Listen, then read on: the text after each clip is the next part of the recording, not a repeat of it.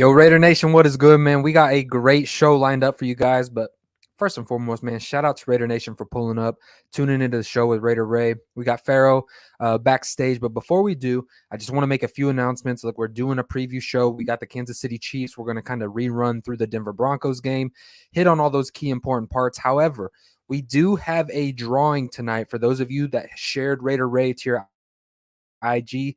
Since we did hit 1,000 subscribers, we are going to do a drawing for a giveaway. Now, to be determined, it's going to either be a jersey or it's going to be the first concept art of Raider Ray merchandise. So we're going to do a hoodie giveaway. It's going to be up to you when I get a hold of you behind the scenes. But, man, shout out to the nation. We're going to give them a second to pull up. I just want to kind of address the chat real quick. Robert Pena says, salute Raider Race. Salute to you, my friend. Van City's in the building. He says, Ray, my dog, what's good, brother? Just came home from getting a life-changing job that will change my family's and I's lives forever. Man, God is good, isn't he? That is awesome, bro. I'm super stoked for you, bro. I really am. Shout out to you. Shout out to Van City for doing that work. We got Sean Johnson in the building. He says, Raider Ray and Pharaoh, how are you guys doing after a huge win last week? But we got to turn our focus on a huge matchup against the Kansas City Chiefs, which is exactly what we're going to do tonight. And look, let me tell you, we have gone deeper in this breakdown against the Raiders versus Chiefs than any other matchup before. We're ready to bring some good energy tonight. We're coming off of a Raiders win, so we have a lot to talk about in the biggest game of the season. Robert Pena says, yo, sup, Raider Nation family. Pablo's in the building. He says, what's up, Ray? Checking in. Oh, Hawaii's in the building. Shout out to Hawaii, man. How cool is it to reach everybody all over the world, man? Van City. DeMarcus Webb in the building. Shout out to you. What's good, Ray? What is going on, man? So without further ado, there's 11 of you. 11 of you, head over and smash that like button. We should have 11 likes, and it's just going to boost the algorithm because it's a very, very real thing. And we're going to get more Raider fans in here, and it's going to make your experience and my experience much, much better. So go ahead and do that. But without further ado, everybody, I'm going to welcome in my co-host of the show, Pharaoh NFL. Pharaoh, what's good, brother? How you doing? What's good, man? Hey, man, I'm feeling good, man. After a win, I feel like $1,000,000. I mean, either way, I feel like $1,000,000. But it just adds to it a little bit when the Raiders win. Finally, man, like that's how I started my video that I dropped the other day. Finally, we got on that W, that win board, that win column. We hey, man, I'm excited. The Raiders, bro, man, they did some good things, but there's some things where I was just like, more of the same on Sunday. But at the end of the day, just win, baby. That's a real quote, and it mattered on Sunday. Facts, dude. And look, doesn't the week just feel different coming off of a Raiders win? Like, there's a lot of things to learn from. That game was not perfect by any means, but let's take our corrections. Coming off of a win, it always feels better that way. Moving forward into a week, there's always more optimism. And let's just be honest, the Raiders needed that win against the Denver Broncos. And what a way to go out there, get back to the basics of football, run smash mouth football. We discussed it in the preview with the Denver Broncos. Get Josh Jacobs involved. Get him running downhill. Attack this Denver Broncos defense, who is ranked among the top in the National Football League. Really exploited them. Josh Jacobs got up into the second level. And look, let's just be honest. Josh Jacobs is running like a different type of animal this season. Contract year. Contract year. Real thing. Like you said, we talked about it before the game. The Raiders needed to establish run. They needed to run the ball. It wasn't an issue with them not being good at running the ball. They just for some reason, you know what I mean, aka coaching, they just didn't future it. They just left for some reason they didn't stay committed. And we were wondering, was this going to be the week? It had to be the week because we needed to win. We needed to make sure we got Josh Jacobs some carries, and did he? You know what I mean? He got 28 carries, 144 yards, 2 touchdowns. I was surprised. It was his career high in yards, 144 yards. I know. Yeah. I thought it would be more than that, but hey, I'll take it. But it was also 175 combined yards when you throw into the receiving category. So when you're talking about combined yards, dude, that's an impressive outing. You know what I mean? 175 total yards, 2 touchdowns. Feed that man. You know what I mean? Raiders overall over 200 yards rushing in the game. They dominated that part of the game as far as running the ball, man. And they needed to, especially because this passing game is not there yet. And we'll get into talking about that a little bit later. But yeah, and the fact of the matter is the Raiders win 80% of their football games when they run the football with Josh Jacobs more than 25 times, or he eclipses 100 yards. So that's a recipe for success, right? Get Josh Jacobs the football, and Not to spoil anything, but we'll get into the game plan going against the Kansas City Chiefs. We're just going to kind of react to what just happened on the Sunday. The Raiders captured their first victory. I do want to celebrate in this moment, but right after we get done celebrating, our eyes have to turn and focus on the Kansas City Chiefs because even though the Denver Broncos last week was the most important game of the season, we're now heading into the most crucial game that we've played yet and probably arguably the hardest matchup the Raiders have seen this entire season. So, what really stood out to you against the Denver Broncos? Against the Denver Broncos, the fact that we were, like we just said right now, they were able to stay committed to the run game. I just love that the DC was able to get outside the pocket. And, I was thinking about this during the game, and I tweeted out, I was like, man, it's been a while since I seen DC run this much. And it's not like he's running like Cam Newton No. or all the top mobile quarterbacks. It's the fact that he's taking it when it's there. Usually DC is he wants to be that pocket passer, which I have no problem with.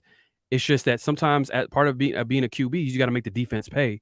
And I feel like he did a real good job. I think he had like a 40 yards rushing. Is that the most? Is that the most DC's Yeah, ever that's a rushed? career high. I think he had like a 40-something yard rush in his career. Yeah, It was like early yeah. on in his career. He had a 40-some That yard boy was running rush. like a It was like a QB gazelle. option, Mhm. RPO type deal. But so that might have been the most he's ever had. But like 40 yards rushing for DC, that's a lot. That's a lot. And hopefully he continues to do that. I don't want him to be rushing because at the end of the day, like we know when DC gets hit, he fumbles. But that being said, that if he could add that to his game, and then while this passing game gets better and better and better, and it's not, and when I get on the passing game, I'm not saying that we don't have the talent to be good. Obviously we do. It's just that it's off. It's just off. You know what I mean? There's no rhythm to their passing game. There's no precision to their passing game. Derek Carr is averaging the lowest in completion percentage he's ever had in quite some time. So, and that's part of him getting used to the offense. That's part of players being in the right places. That's part of, just the growing pains of being the McDaniels offense. But I was happy to see that Derek Carr, he did enough to win. You know what I mean? I think he did enough to win. Obviously, Josh Jacobs, Max Crosby, man, he did his thing, man. He's just, he man, like I don't know. There's look, you got his jersey, right behind you for a reason. The dude is destined for he is one of the best players in the NFL, one of the best players at his position, and he's consistent, man. Like this is the best I've ever seen him play, like against the run, against the pass. Like he was just dominant. I'm still waiting for Chandler Jones. I thought he showed some signs of life on Sunday though. He got some hits, got some holding calls called against him. You know what I mean? So it was a lot to like about Sunday because we got the W, and man, did you that return? I was going crazy when I seen that return. That Meek, return by Meek Robertson. That I was Meek going man, nuts. I'm a fan of a Meek man. I love the dog in him. I love the dog in him. Yeah, But dude. I let me know mean, your thoughts, man. Like I know you watch the game. We text during the game and stuff like that. yeah. And it was a Well, fun game to watch. to be honest with you, what I was really impressed with was the Raiders' ability to stay consistent over the course of 4 quarters. It wasn't always pretty, but it wasn't like what we've seen where one half the defense shows up, the next half it's the offense, and they're just kind of piggybacking off of each other. The defense showed up today, and really a lot of it had to do with the time of possession. I was blown away with the Raiders' ability to keep the Denver Broncos off of the field, to really control the game clock by running the football, staying balanced in their attack. Derek Carr, you just mentioned, utilizing his legs, getting the play action going. Our keys to victory last week were evident in this game. I mean, feed Josh Jacobs. They fed Josh Jacobs. Derek Carr got his legs moving. Devontae Adams got involved, and we talked about the matchup with Patrick Surtain last week. He was still able to go over 100 yards. And let's give Surtain his credit too. The dude showed up to play, right? Devontae is just one of those dogs. So I Darren told Waller is you. still a little bit missing. I was a little bit underwhelmed by that aspect. The offensive line is looking good. They're improving week by week, and that's what you're asking for ultimately. I thought defensively, Max Crosby did his thing. Obviously, he has 4 sacks on the season. And in the secondary, let's just give a shout out to the secondary for stepping up in a big way when they were really banged up. Guys like a Meek, they really stood up, man. And Nate Hobbs coming off of a concussion, didn't miss a game, just came in, dude, and did what Nate Hobbs does. I mean, the dude is walking into that territory of superstardom. Like he's going to have to start earning that respect of getting into that upper tier of defensive backs in the National Football League. Um, And look, overall, I'm glad that Trayvon Merritt got to come back, and I'm going to get into him in a little bit when it comes to the Kansas City matchup. But there's a lot of things to talk about. The linebacker situation. Look, Divine Diablo can't cover. Jayon Brown can't cover. Uh, Blake Perriman can't Martinez, cover. Perryman can't cover. Thankfully, though, what the Raiders have been able to do is to force these teams to be one-dimensional. They're a top run defense. They're forcing these teams to pass, and really overall, the Raiders secondary is doing a remarkable job at defending the pass, especially with the lack of talent, you could say, right? With guys getting beat up, Avery out, Rock Ya-Sin getting out, Nate Hobbs having a concussion. I mean, overall, the secondary is really doing their thing. So shout out to Patrick Graham and the creativity when it comes to blitzes. We'll all get into that. But overall, man, I was really impressed with what the Raiders did Sunday at home in Las Vegas, getting a crucial victory. But look, Kansas City Chiefs is next. There's 25 of you in the building. We should have 25 likes, man. And I'm going to address the chat. I don't want it to get Hit the like button. I don't want it to Subscribe. get too far away. You guys have been just chopping it up, man. So I'm not going to go all the way back because it's going to take up the show. But let's start at Jesse, man. Salute to everybody in the chat, by the way. Everybody in Appreciate the chat, everybody pulling man. up. Shout out to you. We're going to get to each and every single one of your guys' comments. We have a 1,000 subscriber giveaway tonight, so you guys are going to stay tuned to that because you're either going to win a Raider Ray hoodie or a Raiders jersey. It's going to be up to you guys. Let's see here. Pablo says the 2018 Colts started out like 1-5 before going on a run, making the playoffs. The season is not over, you guys. We're not throwing in the towel, man. We're going to fight to the very end. Here in Colorado, watched their practices in Doe Valley and wasn't impressed. Kept saying that over and over. Yes, they have a top 5 defense. I'd imagine that you're talking about the Broncos. Robert, you in Colorado? I didn't Shout know you out was to in Colorado. Man. Marcus Man. Hey. Ray Pharaoh, what's the magic number you think for Josh as far as carries? Don't want to see him get run into the ground like Gruden did with him, but got to get Zeus more carries too. This is how I feel about that. Get Josh Jacobs fed before you feed everybody else. I thought the rhythm that they did with Zeus last week, especially lining up Josh Jacobs in that fullback position, doing that toss crack to Zeus on an extremely important 3rd and 1 down, and he was able to get separation. That was a huge play in the game. You don't have to force Zeus into the lineup. Get Josh his carries and let the offense really branch off of that. Get Devontae. Hopefully we can get Hunter Renfrow back this week. I think that'd be huge when it comes to matchups. Target Darren Waller.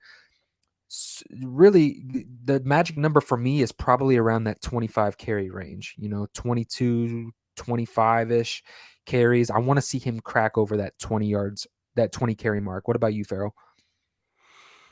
Oh, you say 25 carries? 20 to 25. I think he had 28 this last game. 28. Oh man, 20 to 25. I like 15 plus. Give me like 15 plus, because right now obviously we gotta lean heavily on Josh Jacobs for a good reason, because like I mentioned, our passing game is just not there yet. It's just for some reason it's just off. Whether if you want to talk about the Darren Waller and DC connection, it's just off. And then we can get on, man, Darren Waller, man, this dude. Man, I know, bro. he's right now he's a frustrating player to watch right now. But I'm not going to throw in a towel. Darren Waller is a proven commodity, but right now he's not the guy that I said that was a top 3 tight end during the offseason. He's not looking like that guy right now. He's struggling. For some reason his connection with DC is just off. She's just not there. That being said, I like 15 plus carries. Right now we could run heavily with Josh Jacobs, but let's be honest. The talent is in our skill positions. Come on, when you have a guy like Devontae Adams, Darren Waller, Hunter Renfrow when he gets back, and I'm gonna add Mac Hollins to that list as well. When Mac Hollins can show me that he can give you 9 receptions, 158 yards, and a touchdown, he's put that on film. That's a threat. Now defensive coordinators know that's possible. If you leave him one-on-one, he's liable to take that option. Be honest with you, Mac Hollins seems like more of a trustworthy player than Darren Waller right now. As of right now, I'm not saying he's a better player, but as of right now, Mac Hollins is playing some good football compared to what Waller's giving us on offense. It's like every time I see the ball go to Waller, I'm kind of like, taking a deep breath, like, okay, is he going to catch the ball? Is he going to land awkwardly and get hurt? You know what I mean? Like, it's just frustrating to watch. But that being said, I think 15 plus carries for, I'm good with that. If Josh Jacobs obviously giving the ball now, if he's the hot hand, hey man, go ahead and what did the Denver Broncos say? Let's ride. Let's That's right. let's ride. Hey, hey, give him the ball. Give him the ball. But obviously, we'll talk about this matchup against the Chiefs in a second. But I got some thoughts on that. Yeah, arguably, look, Mac Hollins, bro, he has put the Raiders in position to actually win football games, especially when it comes to the special teams contribution. His heads up, his football IQ when it comes to finding the ball and keeping it in bounds, keeping teams pinned down to the one. You pair that with the AJ Cole, who's been working on his targeting, really pinpointing where he wants the ball to land, and then you get a special teams gunner ace like a Mac Hollins. It's a really underutilized weapon that a lot of people don't look at, and this is why special teams is a crucial aspect to the National Football League. So I truly believe the Raiders have one of the best special teams when it comes to punting. Now, when it comes to kickoff coverage, it's among one of the worst in the league, which is something that is not favorable going up against Kansas City, because they've got some playmakers that can get a hold of the football and make some big plays. Speaking of Kansas City, we've got two Kansas City fans in the chat. We got Hefe KC. OG Hefe's in the building. Evan Kellogg is in the building. We got Terry Teal. Oh my goodness. We got, hey man, they're more than welcome to come through. No, you know what I mean? Because we're gonna give you some real facts today. We're gonna give you some real facts, and it might hurt. The truth will hurt. But that being said, respect to the Chiefs, man. Like they're definitely a good team. Definitely a good team. Yeah, for real. And we're going to get into it because we're going to talk about, look, everybody, you guys got to understand, we're going to talk about the good, the bad, and the ugly.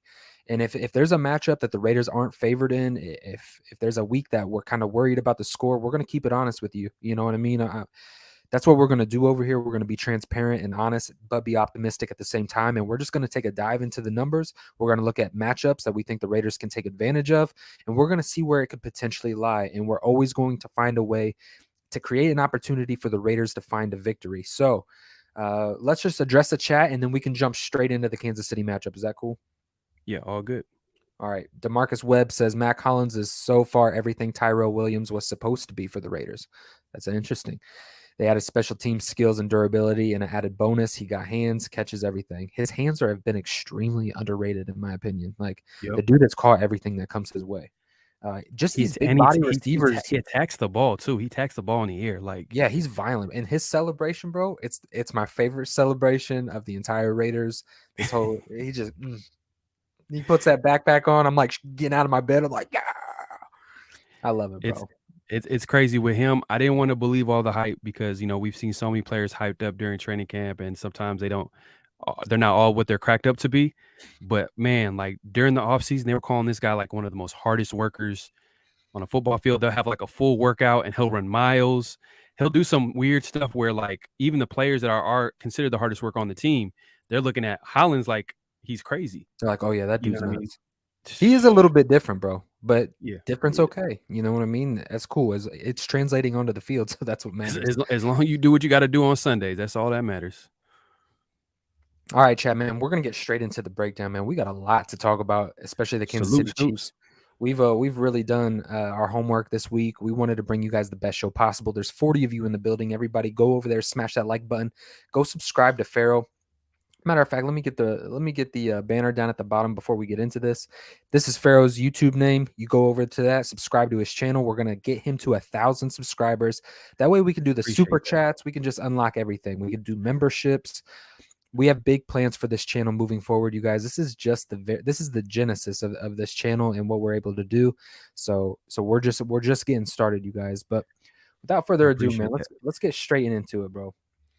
And I'll add this too as well. Yeah. So in order to keep up with this, because me and Ray, we go live once a week. We do a preview show.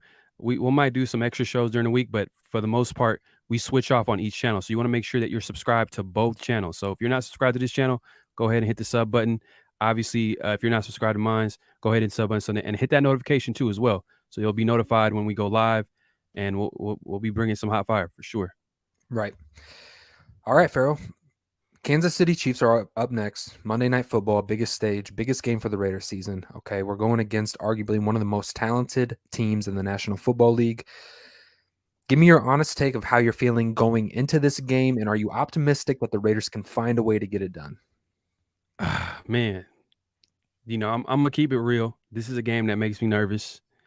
When we play the Chiefs all the time. I mean, since Patrick Mahomes has been at QB for the KC Chiefs and Andy Reid, it's just a lot of people over the offseason, they were talking about, oh, Tyreek Hill this, and they left. The Chiefs are taking a step back, and this. I'm like, hold up. You guys are missing one of the two biggest pieces to this team are the head coach and the quarterback. And it's like almost like Bill Belichick and Tom Brady.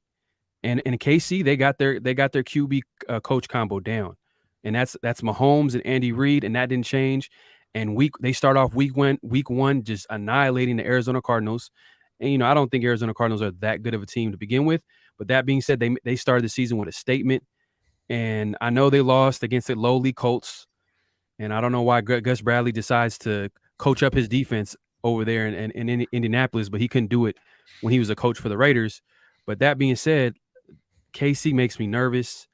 They're explosive. I don't know if you guys watched the Sunday night game against Tampa Bay.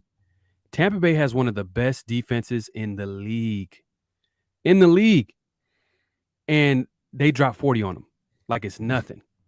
And respect to our defense, but we're not there yet. We're not there yet. We're just that's a nice way of putting it. We're just not there yet. So that makes me nervous. And then their defense, and I'm because I feel like just going on a rant right now, but that's how I feel.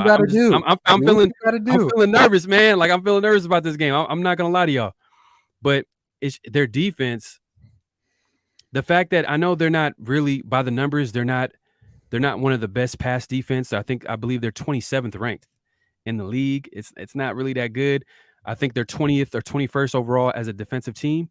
But that being said, their pass rush is there. They're like they're top 10 in sacks. They got 11 sacks. They're tied 6th in the league. They got sacks on all 3 different levels. You know what I mean, of their defense, whether that's DBs. Surprisingly, their DB leads the league in sacks. Snead, or not leads the league. He leads the team in sacks. With 3 sacks. And then you got their DN Carlos Dunlap. If you guys remember him, he was a DN for the Bengals back in the day. Then he made some pit stops like to Seattle, and he was rumored to get traded to the Raiders. I don't know. We didn't pull the trigger, and he played well for the Seattle Seahawks that year. But anyways, my point is Dunlap and Bolton are tied for 2nd in sacks with 2. But the fact is they got guys coming from all 3 different levels. They're top 10 in blitz percentage. They're top 5. I think they're number 5 in pressure percentage. So they blitz a lot and they get there. They're going to pressure the quarterback, and I just don't like that combination with this young developing O-line. You know what I mean? And it looked like last Sunday we went back to the O-line rotation. I don't know if it was a benching or if it was a rotation. Maybe you could fill me on that. Yeah, for me it was more of a rotation aspect. Look, there's questions in the chat about Cleve Pharaoh. Let me just address this. Then I'm going to hop over into what you were talking about the Kansas City Chiefs defense. They're asking. Go ahead. And so Auntie Six is talking about Cleveland Pharaoh. Ray, your thoughts on Cleve? Look, I'm going to say this. Cleveland Pharaoh's best games in his career have come against the Kansas City Chiefs. When you look on film what Cleveland Pharaoh has been able to do over this season, he's never going to blow you away with numbers. He's never going to blow you away with sack numbers. But what Cleveland Pharaoh does at a remarkable job is he does what he's asked to do. He can play all over the defensive line, and he's a good substitution piece. Going against the Kansas City Chiefs, I really do believe you're going to see a 2nd, 3rd down. You're going to see these smaller defensive linemen come in the game. I think you're going to get a good, healthy dose of Malcolm Kuntz. You're going to get a Cleveland Pharaoh rushing from the inside. You're going to get Max and Chandler Jones. They're going to put their pass rushers out because hopefully the Raiders can transition what they did against the Denver Broncos, winning early on 1st down and setting offensives in late and deep down in distances. So 3rd and 7s, 3rd and 8s, 3rd and 9s. You know what I'm saying? Creating pressure on Patrick Mahomes. So Cleveland Pharaoh's situation, look, Cleveland Pharaoh's going to do his job. He's not a remarkable superstar type of player. He's not going to live up to the number 4 overall pick. But what he does is he's a consummate professional. He does his job, and you can say he's a reliable depth piece for the Raiders defense. Now, getting into what you were talking about the Kansas City Chiefs defense, look, I've got some numbers that are really interesting, and we're going to do a little bit of comparisons because I feel like these Kansas City Chiefs and the Raiders defense isn't too far. I would say that the Kansas City Chiefs are a little bit more aggressive than what the Raiders are. Um, but when it comes to the style and almost lack of weapons in certain areas, they really get creative with their defensive play calling. So really, you guys, I want to break down Ladarius Sneed. You mentioned that he had three sacks. He also has 2 forced fumbles, 1 PBU. He has blitzed the quarterback 17 times. He has 25 targets and has led up 19 receptions. He has led up 115.1 QBR, 218 yards, and 1 touchdown. That's 11 and a half yards per reception. If you're Devontae Adams, you've got to be excited about that because what we're going to see is a loaded box going against the Raiders. The Chiefs have shown it historically over the course of Derek Carr's career. They will try to take Josh Jacobs away from the football game, and they're going to force Derek Carr to go out there and win the game. And so far, Derek Carr is 3-13 over his career against the Kansas City Chiefs. It's a formula for success for them. They load up the box, stop the run, force Derek Carr to throw to his weapons, and they find a way to create turnovers. They get pressure on Derek Carr. They cause fumbles. They cause interceptions. We've got to put an emphasis on this. Also, Rashad Fenton, 207 yards, no touchdowns, 81.8 completion percentage he's letting up. That's 105.9 QBR. 22 targets, 18 receptions. Okay, they're safeties. It doesn't get any better. Juan Thornhill, Justin Reed. Juan Thornhill is letting up a 127 QBR and Justin Reed at a 125 QBR. Now, their safety, Justin Reed, does blitz 11 times. He's let up 2 touchdowns. Really, the secondary allows catches. They're not this remarkable secondary. Okay, what they are, they're opportunistic when it comes to creating turnovers. That's where you have to look out for the Chiefs. They do a really good job of moving these guys around and not letting them get complacent out there. So when you're playing the Kansas City Chiefs, the opportunity to take shots are going to be there. You can't attack this defense, but offensively, you have got to create a balance. And if the Raiders get themselves in a position, Pharaoh, where they're running the football and the Kansas City Chiefs start to shut down the Raiders' offensive running attack, we need to look out because that's when things start to get ugly. And Derek Carr really has to play smart football. So maybe not come out as run heavy because you take the risk of if Kansas City comes out here and shuts down this running attack and say they put up a 14-point lead, you can't necessarily go back to the well into the running game because now you've created a deficit, which is now playing into exactly what Kansas City's wanting to do to the Raiders. Yeah, and the thing is too for everybody that's saying, "Oh, okay, we'll just take that same game plan that we did against Denver, and we're gonna use it against the KC Chiefs." Guess what? The number 1 ranked run defense is the Kansas City Chiefs. Like they held, let's say, arguably the best running back in Jonathan Taylor to 21 rushes and 70 yards. You know what I mean? And that's Jonathan Taylor. You know what I mean? We all can agree that Jonathan Taylor is a better running back overall than Josh Jacobs. But even that, the fact that they're the number 1 ranked defense, I don't know if it's a great idea that we go in there saying that, okay, we're going to run the ball. I feel like we should stay committed to the run game. We should incorporate the run game, but also we have to recognize the weakness of the KC Chiefs don't lie within that run defense. It's in that secondary. You know what I mean? They can be had there. But the thing is that the Raiders got to be ready. They got to be ready to execute the game plan because I can see it. I can see them attacking the secondary. We have the pieces. It's not about not having the pieces. I think that at the end of the day, you know what I mean? When you have Devontae Adams, when you have Mac Hollins, you got that's playing well this year. He's number 2 on the team in receptions and yards. And then obviously Darren Waller, if he can get his act together, hopefully Hunter Renfrow comes back this week. There's an opportunity to take advantage. Like you just said, you mentioned all these stats about their safeties struggling, their corners struggling. But at the end of the day, like we got to be ready. That O-line needs to be ready to protect, because if we're going to be able to take advantage of these matchups, then we got to be ready that they're because the Chiefs know like they're going to be blitzing. They're going to be ready. They're going to be blitzing Carr. Look, hey, Snead had a sack on Tom Brady, the legendary future Hall of Famer on Tom Brady. And Tom Brady's a guy at this point of year, he's a cerebral guy. Like for you to get him like that, you know what I mean? He didn't expect that happening. It's how creative they are with their blitz concepts. You know, like last week with Patrick Graham, he dropped Abram down in the box and showed a blitz. And really, Nate Hobbs on the other side was coming off the edge. Shout out to Sanjeet for dropping some film. the Kansas City Chiefs do a lot of similar things. They'll bring up a ton of guys to the line of scrimmage. They're going to test your IQ.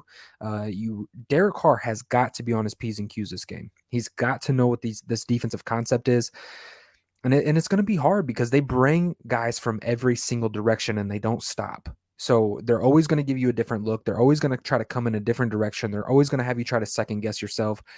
And then when you think that they're bringing a lot of people, they'll back everybody off into coverage and they'll play those deep spaces and force you to check it down. So look, the Raiders that like Raider 805 says here, and it's in my notes to talk about later, but we'll just kind of get into it right now, is the time of possession. If you're going to beat the Kansas City Chiefs, you have to have a balanced offense. You have to be able to run the ball effectively, which is why the Chiefs have found success. They're the number one rated run defense, so teams cannot control the clock. When you can't control the clock on the Kansas City Chiefs, they have too much offensive scheme, offensive talent to go out there and move the ball down the football field and put points on the board. So if the Raiders want to get a win against the Kansas City Chiefs, you have to attack that number one ranked run defense, much like the talk about the Denver Broncos, right? It was much like the talk about the Denver Broncos of how good this run defense is, how good this defense is, yada, yada, yada. The Raiders have got to attack the Kansas City run attack and don't get away from it unless it doesn't work out and that point differential starts to fluctuate. And if the Chiefs get up on the Raiders by 14 points and it's taken away your run game, it can get ugly really, really quick. See, I kind of agree with you, but I kind of disagree too, because with Denver, you could see that they can be had in the run game. You can see that there was a cheek in their armor. You know what I mean? There was this is a really good defense, but they're really great at pass defense. Coverage. You know what I mean? But like as far as run defense, they haven't been as consistent. Mm-hmm. But as far as defensively coming into this game, what they've proven so far is the fact that they can pressure the quarterback and they can stop the run. And they're number one ranked run defense. So my thing is that okay, it's kind of tricky because at the end of the day, like, all right, if you go into the game having a run base game plan, and then things get ugly fast, but then the whole week you're practicing all these running concepts, like then, you know what I mean? That's how the game could get away from you because you're not prepared to pass the ball, if that makes sense. It's just I don't want to see the Raiders get in that situation where they're pass, punt. You start punting to the Chiefs a lot. Not to mention the coverage, the special teams coverage ability of the Raiders has been very, very lackluster. I don't want to be punting the football a lot. You know, you have to control the clock, and you cannot settle for field goals in this game. Look, if the Raiders want to come out with a victory, this is going to be a plus 30-point game. Like, the Raiders are going to have to put, 35 points on the board to go out here and beat the Chiefs. 33 points. In a lot of aspects, look, in the last 2 years, right? The Chiefs have put up 48 and 41 points up against the Raiders. 2020, the Raiders had to score 40 points to beat a Chiefs team that put up 32 against us. When we lost against them in 2020, it was 35. So these games have one type of theme in common, and that it's extremely high scoring. Now, these defensive matchups, it's going to be who can show up more, the Raiders defense or the Kansas City Chiefs defense. Who is going to be more consistent on offense? And if you could look at it right now based off a game film, you can make the argument that the Kansas City Chiefs are far and above more consistent right now on offense than the Las Vegas Raiders. What I do think is interesting is the last time we played them week 5 was that game where they were 4-0 and we were 2-2, and everybody wrote us off and we went in there and we won a 40-32 game. So hopefully the Raiders can kind of repeat history in that aspect. I'm glad that you brought that up because the way that we've actually all of our like good games against Kansas City Chiefs, if you really think about it, especially that year where we finally got a win against Patrick Mahomes and Andy Reid early. You know what I mean? We were aggressive. We were aggressive, and that's how we won that game in Arrowhead in 2020, I believe. And then obviously one of the best games I ever seen quarterback was in Las Vegas. He had a great game. I thought he even had a better game in Las Vegas. But at the end of the day, our defense just couldn't stop Patrick Mahomes in the end. But my point is that it's hard because at that point, Derek Carr was playing in an offense where he played for he was third year in the offense by that time, third year in that offense. So, he was comfortable. Everybody had defined roles. We know Darren Waller was one of our top options. You knew Ruggs was our deep threat. You knew, Jet Jacobs. Everybody had their roles. The O-line was solid. But the thing is that this team right now, they're still They're still building up the system. Like players are not comfortable. That pass offense is not. We talked about this before the show. I'm just not 100% comfortable with this pass offense. Like when we talk about Darren Waller being off, like dropping balls, he's just pause. You know what I mean? But he's not playing as well as he could be. You know what I mean? And then we talk about Devontae Adams. What, like a week ago, Dan Orlovsky, he drops like a whole clip of Derek Carr not throwing the ball to Devontae Adams because for some reason Derek Carr was doing it on purpose. You know what I mean? So it's just not off. You know what I mean? It's just off. What I'm trying to say, and I think that right now I'm more comfortable with that our run game, but then we're going against the number one run defense. So we got to be ready to attack these DBs. I feel like I agree with you. We got to stay committed to the run. That's why, but then that's where it stops. I think that like at the end of the day, like we got to attack that weakness. We got to be aggressive. We got to attack that weakness. And I get what you're saying that this game could get away, but it can get ugly both ways too, as It well. can. Like That's what makes this game very, very dangerous because look, and there's 60 of you guys in the building. All 60 of you guys, if you can go over there and smash that like button, all it does is boost this algorithm and allows more Raider fans to find this live show, and it makes our interaction and your interaction that much better. So Raider Nation, go over there, smash the like button. The algorithm is a very, very real thing, and go over and subscribe to Pharaoh NFL. But to backpack off of what you're saying, look, I get it. You know what I mean, and there is going to be such a dangerous fine line balance of running the football, staying committed to it, but attacking the secondary and taking your shots. I like Derek Carr moving his legs. He's going to see a lot of blitzes. He's going to be very active this game, and he's got to get to the open. Josh McDaniels is going to have to simplify this passing offense for Derek Carr this week. They have to know what they're doing. If you go into this game and you're second guessing and you're overthinking, the Chiefs are going to destroy you. Okay, we're talking like a 41-17 type of game. If you go in here and you don't have a specific game plan, Derek Carr has to be on his P's and Q's. This might be just what the Raiders need, though, Pharaoh. I think they need a big juggernaut challenge coming off of their first victory. They still feel a little bit desperate. They're coming off of their first win, so they're still feeling they've got a new juice in the building. It's almost like a little bit of a fresh start. And what bigger stage than Monday Night Football on the road? Everybody's writing you off. You're a 7-point underdog. These are those types of games, right, that you can go into a hostile environment and really put your team on notice. Say the Raiders do go into Arrowhead and come out with a huge victory. What a statement that makes around the National Football League heading into your bye week. You have an opportunity to get healthy. You're coming off one of the biggest games of the year by far. And you're able to beat a Patrick Mahomes at Arrowhead. And if this offense can get an identity and go shoot it out with the best among the National Football League, let's not forget they just put up 32 points without even throwing a passing touchdown. Like that's pretty impressive. Okay, once this pass game starts getting involved, the Raiders' offense has every opportunity to go out there and put up 40 points like the Kansas City Chiefs do. It's not going to be as flashy. It's not going to be as sexy as what they're able to do it. I think Andy Reid is among the best offensive coordinators, best head coaches that we've seen in the National Football League. Patrick Mahomes is just different. Their formations are just different. Real creative. I just like what's going on with the Raiders or with the Kansas City Chiefs offense. Hold on, I think I got some camera issues real quick. You can carry it on.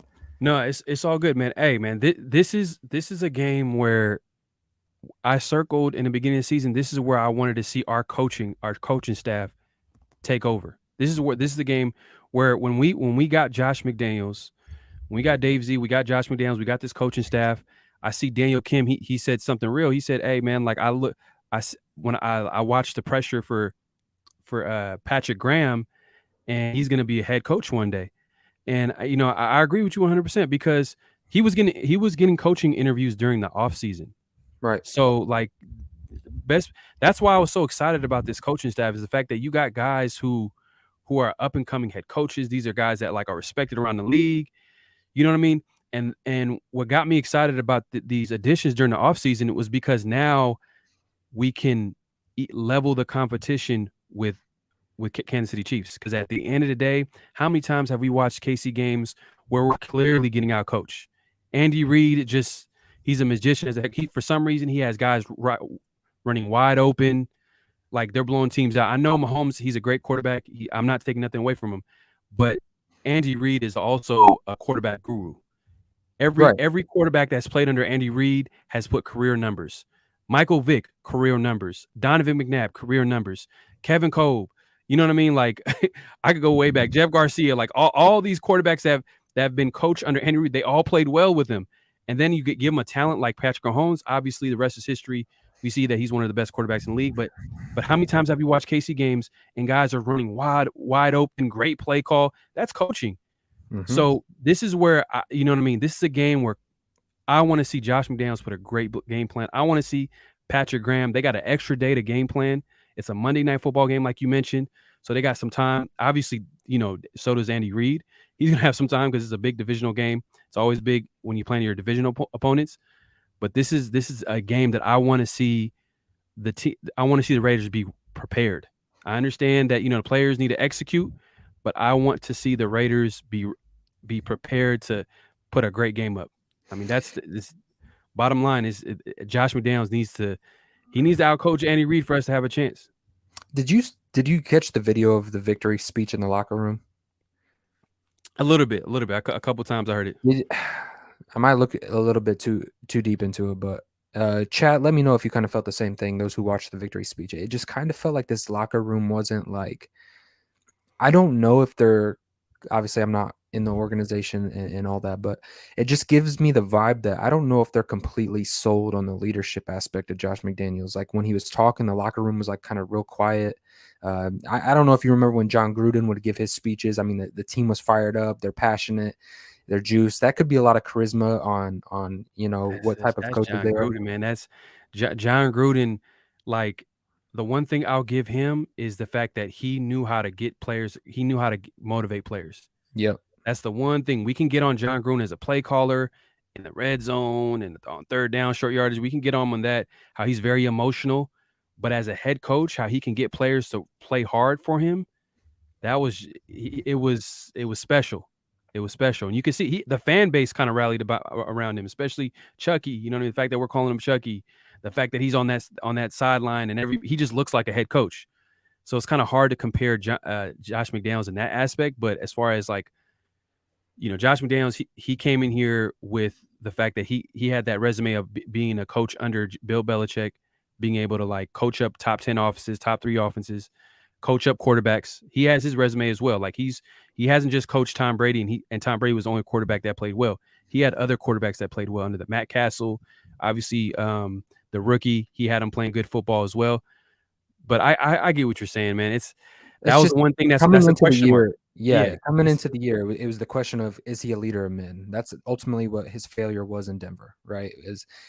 Is he a leader of men? Can a building get behind him? Do they believe in him? No, that's not the question at all. His play calling or his offensive schemes or all that. I think there's a lot of coaches in the National Football League that can do that really well. The difference is can you do that and also be a leader of men? Can you lead a defense? Can you lead an offense? Can you lead a coaching staff when things aren't going good? I like what I've seen from Josh McDaniels. Obviously, the guys had a players. Anytime you get a players only meeting by week 3, that's a cause of concern. It really is. When you're 0-3 and you get a players only meeting, and now it's the players rallying together. Now, granted, they went out there and they did their thing and they ultimately got a win, which was the most important aspect. I'm curious to see Josh McDaniels in this matchup against Andy Reid, because you were bringing up a great point about coaching aspects. Andy Reid, Josh McDaniels.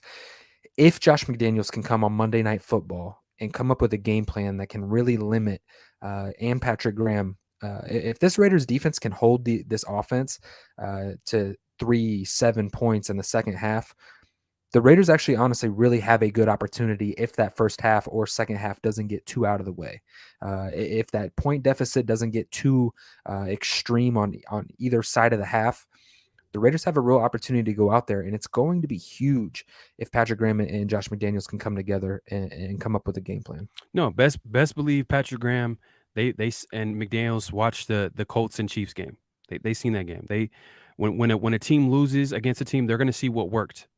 And that's going to be something that they're probably going to emphasize. They're going to look at the game film. They're going to look at what the Colts did well against the Chiefs, and they're going to use that. I think a big part of the Chiefs' offense, obviously, is Kelsey. What is the plan for Kelsey? Because the guy right there, he just constantly gets first down. A guy that how we expect Waller to play. You know what I mean? How that's what a tight end is supposed to be. And the more I watch Kelsey dominate, and the more I watch Waller, I apologize to anybody that said that Waller was even close to Kelsey. Kelsey is by far the best tight end, and it's not even close. It's not even close, It's man. not Like close. it's not even It's close. not. And I'm not even trying to say, oh, Waller is terrible or anything like that. It's just I'm waiting for something that might not happen with Waller. Waller, I think, is a good player, but I don't know if he's a great player like Kelsey. Kelsey's a future Hall of Famer. You know what I Kelsey's mean? different. Kelsey's very different, and the thing that I'm really intrigued by this matchup, you can talk about the missing of Tyreek Hill. You can talk about all that all you want. How can Patrick Graham get creative in getting multiple guys on Travis Kelsey? I'm not just talking about bracket coverage. I'm talking about, do you take your best coverage corner like a Nate Hobbs and line him up against a Travis Kelsey? Do you use these three safeties? Because you're going to see a lot of 4-2-5 coverage in this game. You're going to see a lot of a lot of three safety packages. Can you balance that? Can you get Trayvon Merrick lined up down on him? Can you switch off coverages between Jonathan Abram, Trayvon Merrick? Can you get your defensive backs? And just to get into the numbers, look, there's 75 of you. Head on over, smash the like button, man. We're breaking down the Kansas City Chiefs Raiders preview. We've got a lot to discuss, and we're going to actually move into the Raiders defensive side of the football. And there's a lot of numbers that you guys are going to be really intrigued about. Some of them not so good. And we're going to see how the Kansas City Chiefs can actually attack the Las Vegas Raiders. So starting with our best defensive back, Nate Hobbs, right?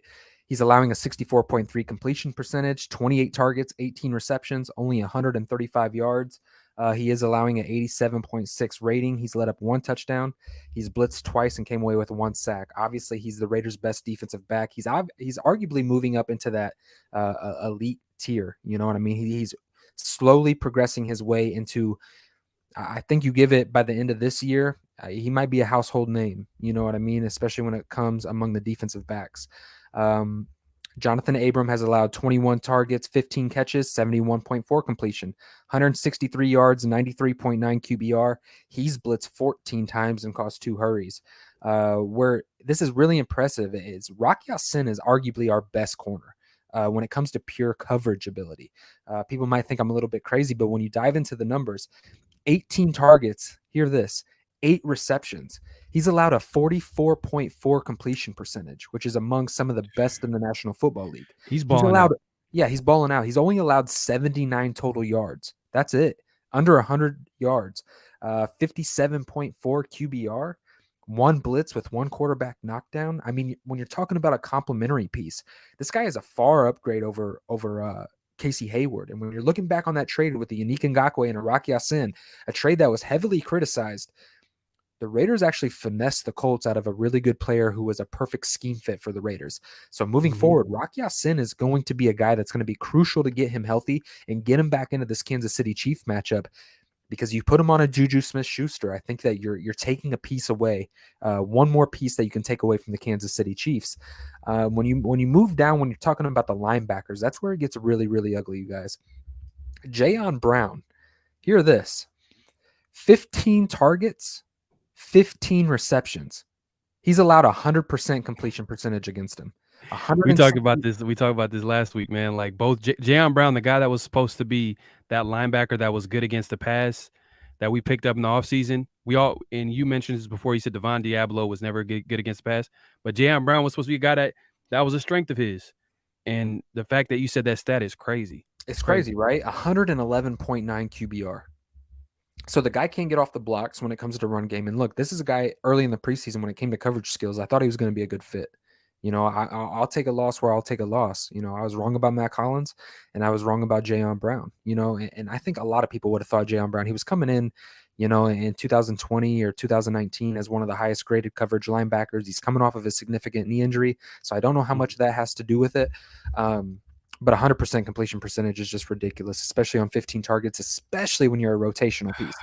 Especially you just can't when you have Kelsey next week. When Exactly. Kelsey, one of the best tight end in the league is coming to town, or not coming to town, he's going to be in Arrowhead waiting. He's just got a fork and a spoon, and he got like the little napkin right here. He just like, I'm ready to eat. And like, he has 2 linebackers that can't cover. Blake Martinez, I'm not sure if he's playing this week. If he does, I'm not going to be too excited that he's. I mean, I want him to He's play, not a like, coverage obviously, guy. He's not a but coverage guy. he's not a coverage linebacker. You know what I mean? A No, lot of people have been kind of bringing that up, but I was like, he's not. he's not a coverage. He's solid. He can be solid, but his strength has been against against The the run. run, You right. know what I mean? So that's Ultimately, something you that bring him in because of Denzel Perryman, right? yeah, He was dealing with an ankle, now he's dealing with a concussion. You question his ability to stay consistently healthy over the course of the season. You bring in a right. guy like Martinez, who's a plug and play, and I thought it was a pretty evident move. But as bad as Jayon Brown sounds, this is also an intriguing stat. Trayvon Merrick, 7 targets, 7 catches, 100% completion percentage, 224 yards allowed, 1 touchdown, and 158.3 QBR for a perfect QBR rating. I'm just gonna make a special announcement. We got 80 people and 81 people in the building. Make sure there should be 81 likes. Make sure you hit the like button. The algorithm is very real. We want to keep coming. We want to keep coming back with good content. We want to keep coming back with awesome content like this. But we need your support. So make sure to hit that like button, hit that sub button, and also like, hey man, like me and Raider Ray, we do this weekly show. I do it on his channel one week.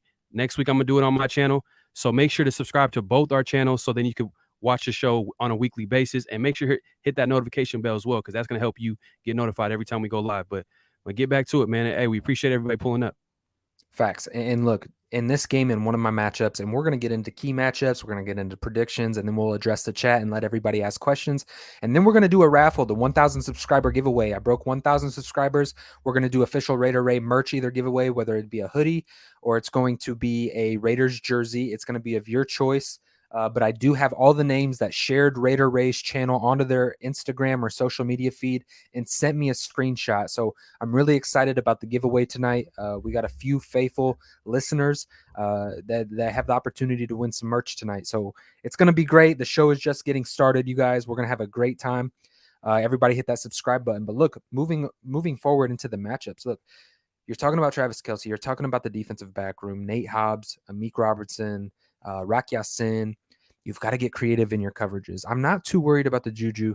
They do have a guy, though. And Pharaoh, I don't know if you got to see him when they were on their primetime game. I want to make sure I'm saying this name right. Isaiah Pacheco. Did you see him? Number 10. He's the backup running back, but they like use a him clone of Tyreek Hill. Yes, and this kid runs extremely hard. He's going to be the guy I have circled on my paper as look out for this kid because he can actually be one of those that kind of wreck the game. Clyde Edwards-Helaire, I think the Raiders have had some decent success slowing him down. This is just a kid that runs hard. He's wanting that spot, and I feel like he can taste blood in that running back room. So he's fighting for an opportunity to crack and get more reps, and he can do it all, right? He can receive, he can line up in the slot, he can come down as a running back. He's just the ultimate gadget guy. He can stretch the field if you ask him to. Marquez Scantling, however you say his name, he's a deep shot threat as well. He does consistently drop the football, so you just got to keep a hat on him. So it's really going to be big on these safeties this game to really take everything over the top away. If you're Trayvon Merrick, the 7 for 7, 100% completion percentage, that's got to be out the window. Trayvon Merrick is actually, I'm going to just He's not playing great football right now. He's not, but he's on my player of the game because if the Raiders want to have a chance over the top, we've seen it last year as a single high safety, his ability to break up deep passes, to be that eraser. Trayvon Merrick has got to step up this game on primetime football. He cannot let things get behind the defensive backs. You can't let any plays get behind you. You got to keep the things in front of you. And when you get into the red zone, the Raiders defense has got to tighten up. No, facts, 100%. And then we got to throw in Harmon in there. We got to give him some PT. This guy has proven week in, week out that he can force turnovers. If we all talked about Amik Robertson returning that ball 68 yards for a touchdown. I know Raider Nation was going crazy, but the guy that forced that fumble was Harmon.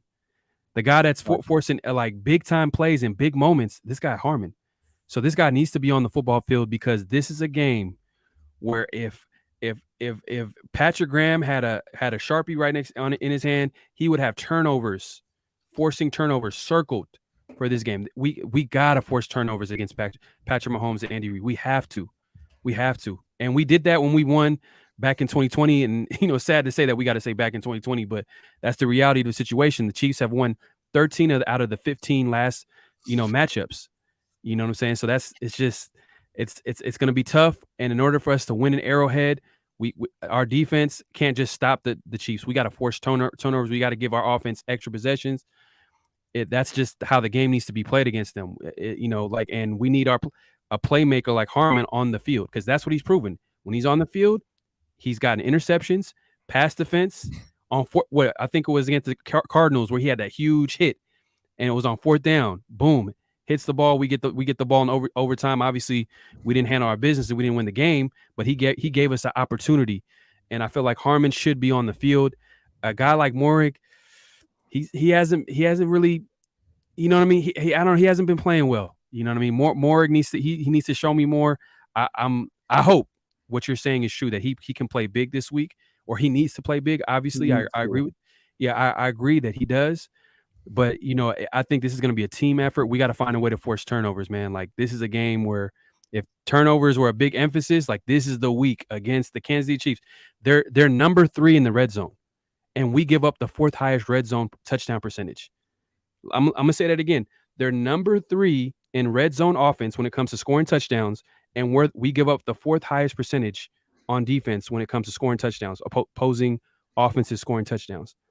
Do you kind of feel like this is one of those matchups, though, that Monday Night Football, obviously the Chiefs are just such a heavy favorite that they could possibly come into this game maybe under, not that they're overlooking per se, but maybe just think that they're going to come in here and put their foot on the Raiders' throat and put them away by 40-plus points? And do you think that this is a game where the Raiders could actually surprise people when it comes down to the red zone defense? Maybe if they can get a turnover or two, and this defense can kind of shut or limit the Chiefs' offense in the second half late in the game to give the Raiders' offense a chance to rally and go make a run. Does this feel like one of those games that could almost be a slight trap game for the Kansas City Chiefs? For sure. I mean, they're coming off a big game against Tampa Bay. One of the biggest talking points for that game was the fact that was Patrick Mahomes' first time playing them after losing against them in the Super Bowl. So I know they're hyped. Sunday Night Football, national TV. They dropped 40 on Tampa Bay, one of the best defenses in football. So they're hyped against Tom Brady. You know what I mean? So Patrick Mahomes is hyped. So this could be a game where they can drop. But at the end of the day, like, the next, they have a whole, 8 days until they play us. You know what I mean? Monday Night Football. So they're gonna have some time to celebrate, but also they're gonna know that they're playing the Raiders. Teams love to play hard against us. Teams want to beat the Raiders, and the KC is no different. The Chiefs hate us. We hate them as well. You know what I mean? So it's gonna be one of those games where I think that it can possibly be a great game. It can be tough, but also, like, the Raiders need to be prepared. And to go back to my original point, Josh McDaniels, Patrick Graham need to put the best game plan of their life. And moving forward, they need to prove why we brought them in. You know what I mean? Why we specifically brought in Josh McDaniels. Josh McDaniels needs to prove that.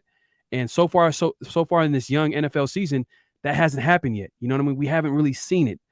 To a certain extent, last game we got our first W. They finally established a run, or not even just established a run. They stayed committed to the run, and they got the W. So I'm happy about that. But at the same time, I'm going to really believe it when we go against a good coach, a good coaching staff, a good team, and that's the KC Chiefs. And if we're able to come out with a W, then I'm a believer, definitely. I'm a big believer. Right now, I'm kind of like, all right, come on, McDaniels, trying to get this going, because, obviously, it's been we're 1-3 right now. So, but I'm not trying to be negative. At the end of the day, like, I'm just keeping it real. I'm trying to be honest. But at the end of the day, like, this is a big game. It's a huge game. Yeah, and look, the Raiders have to go out here and be able to take shots. We mentioned how the safeties, Juan Thornhill is allowing 127.1 QBR, Justin Reed 125.4 QBR, and they're getting these guys involved in the blitz game, much like Jonathan Abram, who has 14 blitzes on the year. It's because their coverage ability isn't all there. However, they're going to move these guys around and get creative to kind of disguise where the lack of coverage there is. Is this a game where we could see Tyron Johnson getting involved? Really stretch the field, be that burner, get over the top. Right, not to cut you off. We got 95 in the building. Please make sure to hit that like button. Like I said earlier, that algorithm is very real. We want to keep coming back with content. In order to do so, you got to hit that like button. It's very easy. Just hit that like button, because I see there's 61 likes. Let's make it 97, because I see 97 in the building. And then also make sure to subscribe to both our channels, because this is a weekly show. So obviously we switch off. This week is on Raider Rage channel. Next week is going to be on my channel. So you want to make sure you subscribe to both channels, so then we can keep coming, so you can keep getting notified, and hit that notification bell as well. I think that really helps in notifying people. So make sure to subscribe and hit that notification bell. I know it doesn't sound too hard, but just hit that button. It really helps out. But yeah, man, we appreciate the support, man. We appreciate the support. Yeah, we keep things free over here. And down at the bottom of the ticker is Pharaoh NFL. That's where you can find Pharaoh's channel. And obviously, my name over here is Raider Ray. Very simple. The name of the show. Look, you guys, we have a huge matchup going up against the Kansas City Chiefs this coming up Monday Night Football. And I just get this gut feeling the Raiders have a real opportunity to go out here and shock the world. It just kind of feels like this is the game where it's really easy to say that Kansas City Chiefs are going to go in there. Everybody's already writing off the Raiders. It's going to be a 41-17 type of game. This has an upset written all over it. Now, that's not to say that if the Raiders do not show up, because hear me out, Raider Nation, I'm always going to keep it honest with you. If the Raiders do not show up to play 4 quarters and play both offensively and defensively, the Kansas City Chiefs will hand and foot walk away with this game, and it's going to be really ugly and has the opportunity to get ugly really quick.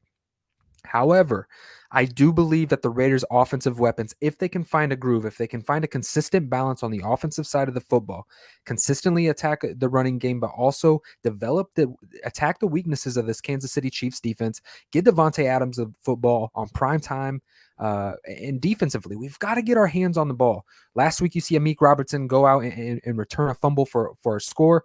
You've got to be able to create a turnover against the Kansas City Chiefs. You have to have a good time of possession. You got to keep them on the sideline. If Patrick Mahomes is on the sideline, the Kansas City Chiefs cannot put up points. This is an offense, you guys, that every single time they take the field, they have an opportunity to go out there and put up 7 points. If you're the Raiders defense, you have to find a way to occupy Travis Kelce. Do not let him get in the end zone. Don't let him get comfortable. If he racks up all the yards, look, Travis Kelce always has a big day against the Raiders, okay? If you can limit the coverage of keeping him out of the end zone, and the red zone can kind of tighten up and you can be effective, the Raiders have a real opportunity, but it's going to be, you cannot let the Kansas City Chiefs cash in on touchdowns. You have to limit them to field goals, and you have to force them to punt the football. Yeah, like I mentioned the red zone offense. They're pretty much one of the best in the league, and it's not surprising. Andy Reid has always coached up great offenses. He knows how to coach. He knows how to call a great game, especially in the red zone. That's just been him. But another thing to watch out for. That's why I said forcing turnovers is huge, because I think that's just a battle that right now, I don't know if we're that prepared to. I don't know if we have the players to stand up against that. My thing is that's why I brought up the point that we got to force turnovers. Turnovers got to be a big part of winning this game. But also third down. You know, Kansas City's number 3 in the NFL on third down. So you have to make sure to get them off the field on third down. But obviously, that's where Max Crosby, please God, Chandler Jones, can we get hopefully your first sack against a divisional Monday opponent. Night Football. Hey man, this is a great game to find, because we seen some signs of life last game against the Broncos. We seen some quarterback hits. He forced Russell Wilson to some incompletions. He forced some holding calls, some penalties, which is a good sign. Now let's finally get a sack, man. And this would be a huge game. All will be forgiven by Raider Nation, because right now we're kind of getting a little frustrated with Chandler Jones, because obviously he got a big contract over the offseason. But this will be a great game for him to get a sack. So Max got to take over the game. Him and Max got to take over the game. Obviously, Kansas City is going to get theirs. But like I said, forcing turnovers is going to be huge, man. I just feel like this is going to be a game where, coaching and Derek Carr, you want to save Derek Carr? We can save Derek Carr for later. You know what I mean? Because I know Derek Carr is going to be that he's a big piece to us winning this game as well, in my opinion. Yeah, too. And let's kind of gravitate. We've got over 100 people in the building. Everybody go over to smash a like. I kind of want to open up the panel to questions here in a little bit. So we got to get into our key matchups of the game. We're going to get into the score prediction, and then we're going to get into the 1,000 subscriber raffle. So look, let's get straight into the target matchups. First and foremost, I've got Jalen Watson, a defensive back that we haven't talked about for the Kansas City Chiefs, who's really emerged, is a really good DB. He's probably arguably their best defensive back. 53.8 completion percentage, 26 targets, 14 completions, 138 yards, 2 touchdowns, a 78.7 rating, which is actually pretty good, especially with what they've got going on in Kansas City. So I'm looking at Watson's matchup with Adams. I'd imagine that they're going to put the best defensive back on Devontae Adams, and they're going to move Willie Snead around the line of scrimmage, really to put him in opportunities to get after Derek Carr. They're going to put a lot of people in the box. They're going to try to force Derek Carr to win this football game by throwing the football, and really that creates an opportunity for their defense to get opportunistic when it comes to creating turnovers. So Watson versus Adams is a huge matchup to keep an eye out for throughout the game. Snead, we kind of mentioned it. He plays all over the defense. You have got to keep an eye on where Willie Snead is. You just have to keep it. Is he blitzing? Is he dropping off in coverage? He has abilities, and you have to be completely aware of that. Darius Harris, a linebacker. He's a depth piece behind Nick Bolton and also behind, who is their other linebacker? Oh, Willie Gay. He's a depth piece behind those guys and is a rotational piece. He offers a 99.6 QBR rating. He's allowed 112 yards and an 83.3% completion percentage. When he is in the game, you have got to target these linebackers. You've got to find a way to get Devontae Adams match up with linebackers. Darren Waller, Foster Moreau.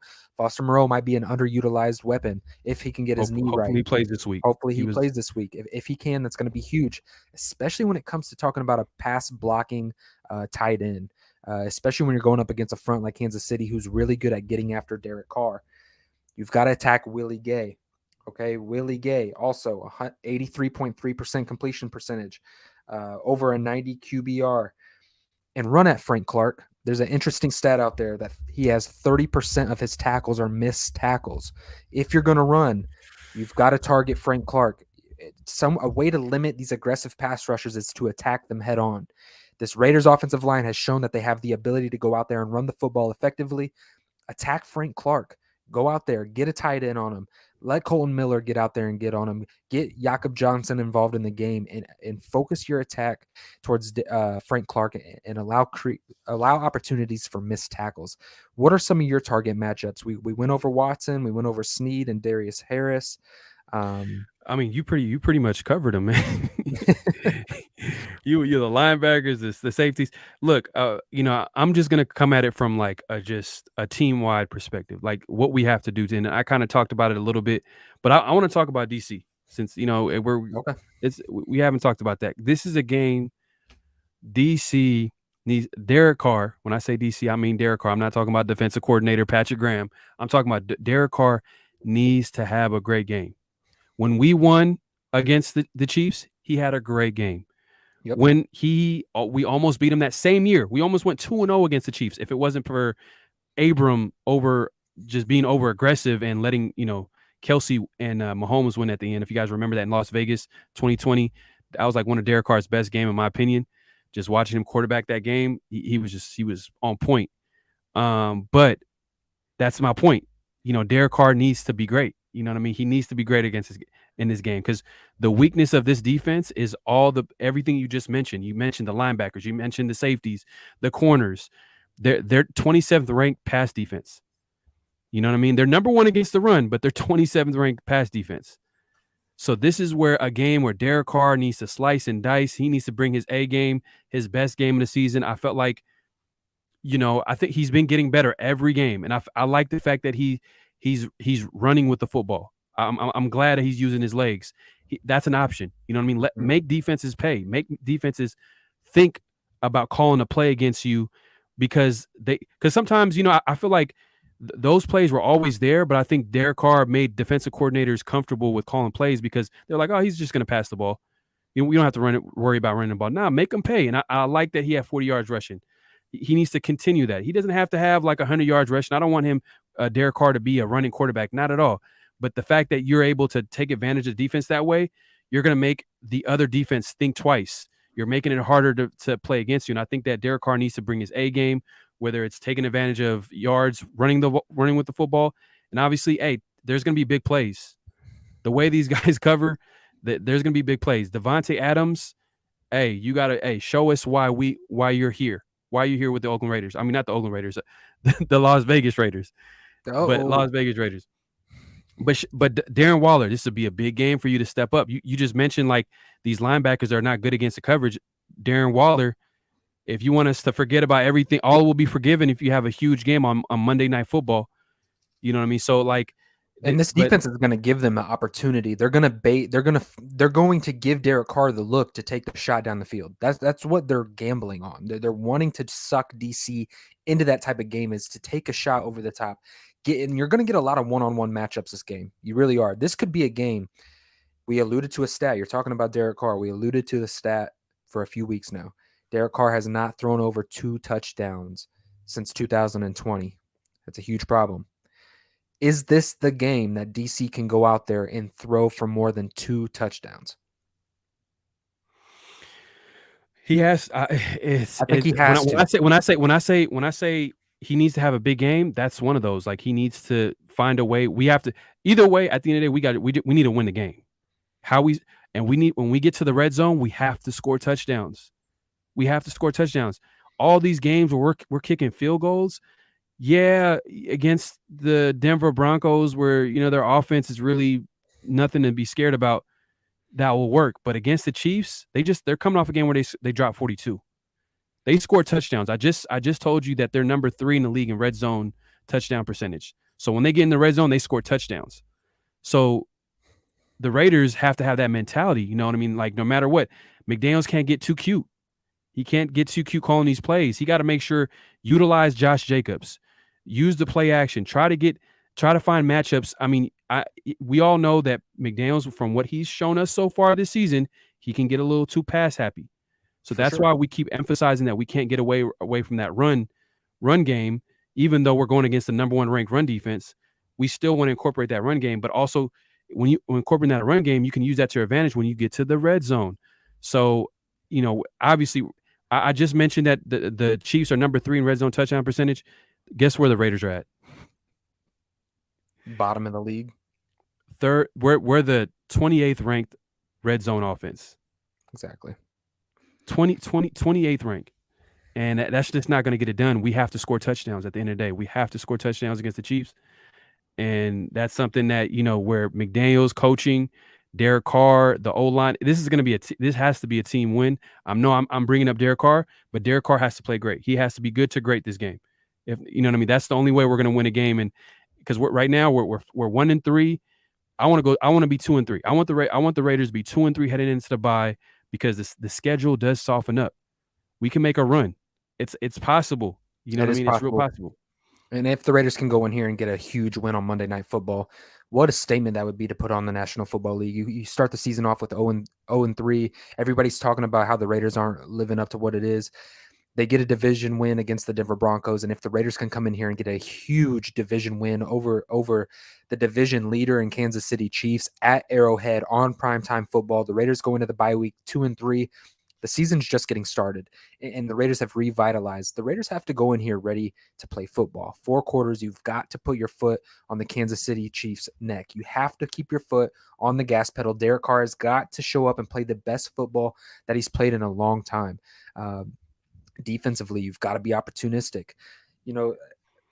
This game has everything written on it to be a huge, huge upset for the Las Vegas Raiders. And I see this as a dual coin.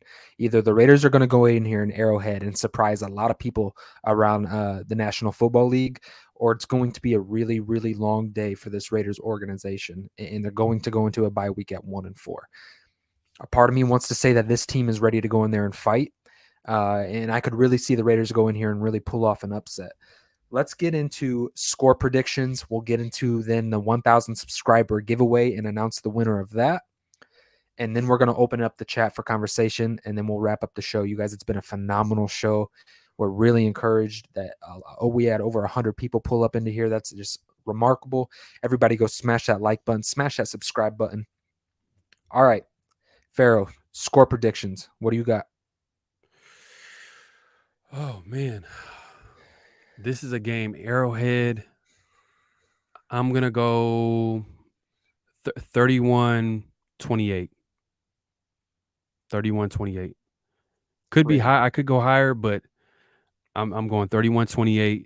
Raiders, I'm being biased, but like I said, I am very nervous about this game. It could easily go the other way just based off certain things that I'm not too confident in.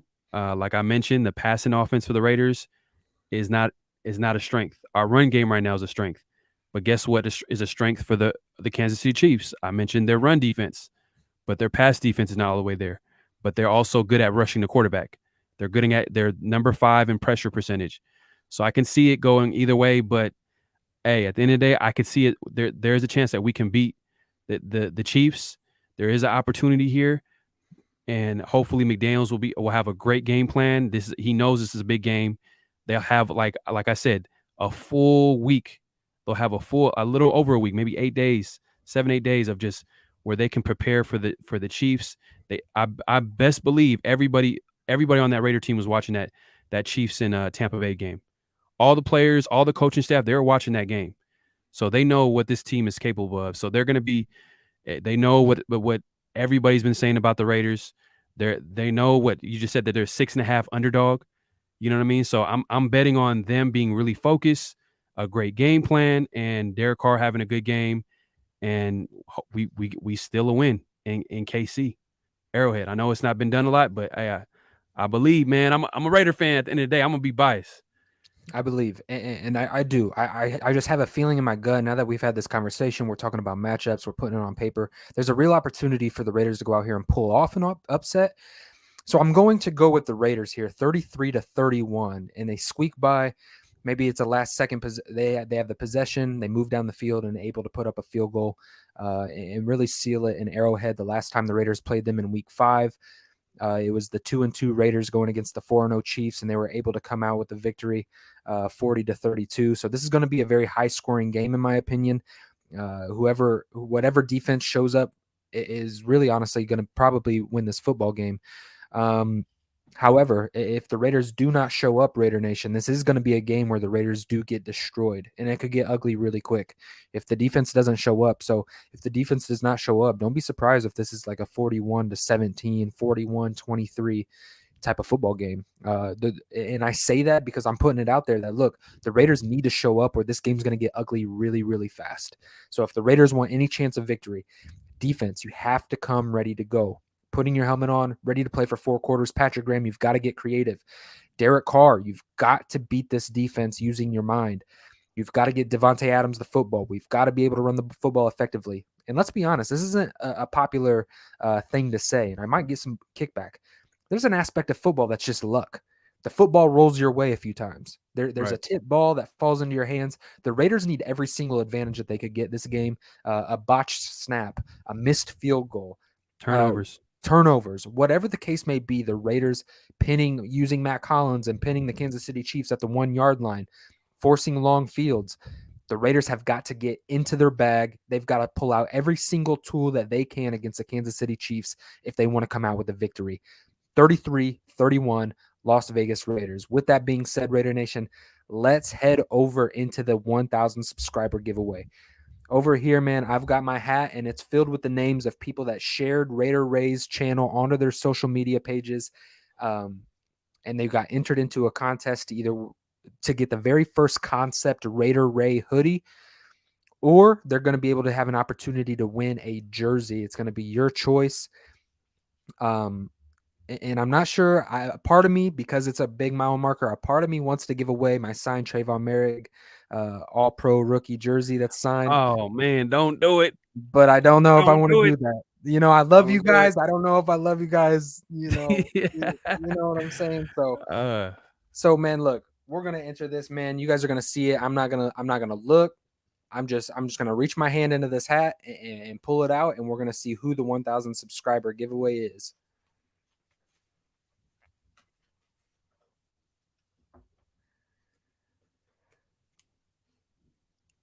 Sean Johnson. Oh, shit. That's Sean the Raiders' Johnson. Adam Schefter right there. He always got all the stats, the rumors, everything. He got his ears to the street. So well deserved right there. Sean Johnson, man. Sean Johnson. Congratulations. You guys, do not get discouraged. This is not the last giveaway on this channel. We're going to be interactive with the chat. This is a place, especially when we get our watch hours up to 4,000 and the super chats and the memberships come in, and we can get Pharaoh up to 1,000 subscribers.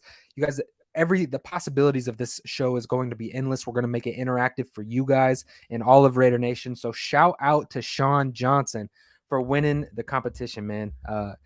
And Huge we're shout out still to you coming up guys. with ideas for the name of the show. So you guys could, Right. if everybody in the chat, if y'all could throw up some names, what should we name this show? I mean, we had some names thrown out last week. We're still undecided. So if y'all want it, Salt, right now just pepper, Pharaoh Ray NFL Ice. and Raider Ray. But we're trying to figure out like a good permanent name. So let us know, because we, at the end of the day, we're gonna let the people chat. At the end of the day, like y'all over here showing up, showing the support. We want you guys to give us the name for the show. That'd be Facts. something dope. Facts. And a matter of fact, we're opening it up right now, everybody. The ticker says drop your questions below. So, chat, there's 86 of you. Start chopping it up, man. We're going to get to the chat a little bit. Van City says, I'll message you when these guys are done. Marcus Lyon says, we need to have a run game, screen game on point. If we can have Josh Jacobs with a sprinkle of Zeus and Amir dominate the ground game and eat up the clock. Facts. It's going to be a matter of time of possession, keeping the Kansas City Chiefs off. It's got to be a full team win. This can't be the defense showed up, the offense showed up late. This is going to be a complete team win, special teams included. Punt coverage, kickoff coverage has to be on point, and you have to find a way to create a turnover. Pharaoh made a remarkable point. You've got to find a way to create turnovers going against the Kansas City Chiefs if you want a shot. And I want to add something to Marcus, man. I like that you left out Bolden's name out here, because at the end of the day, nothing against Bolden, but he's not as dynamic as the running backs that you just mentioned. And I think against a team like Kansas City, man, we need our playmakers on the field.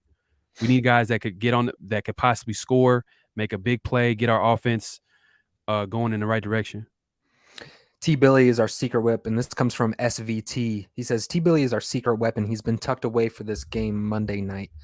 How do you feel about? I mean, look, this is a guy who can get vertical for sure. I mean, if you want to stretch the field, get a heavy dose of Josh Jacobs, build that play action, and have Derek Carr force the football down the field, Tyron Johnson is that 4-3 speed type of guy. How do you feel about that, Pharaoh? Yeah, I mean, hey, if this is a game to like throw a little wrinkle in the offense and get Tyron Johnson in the field, maybe a play action, because this is a secondary that's proven so far in this young NFL season that they can't guard nobody. You know what I mean? They're 27th ranked.